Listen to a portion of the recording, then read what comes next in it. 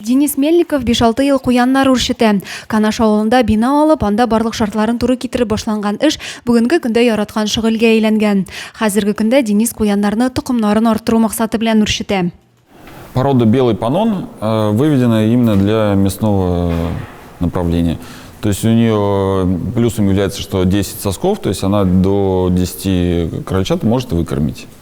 Бүгін Денис Мельников хужалығында 500-ден артық куян исәпләнә. Алар айрым игътибар сорый, көненә 2-3 тапкыр махсус терлек азыгы белән тукланалар. Әҗәй көне витамин, ягъни яшел үлән яратып ашыйлар.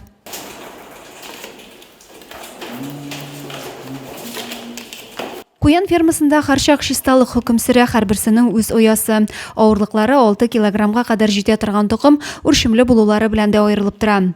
Ана куян хәтта 16 бала китерергә мөмкин ди хуҗа. Тут наш мальчик сидит, самый большой.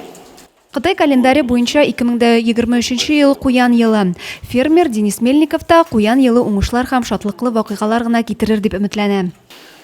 Жду размножения, повышения демографической ситуации, как и на моей ферме, так и в стране. Видеосъемка вакытында безгә дә кулыбызда куян баласын тотып, теләк теләргә мөмкинлек булды.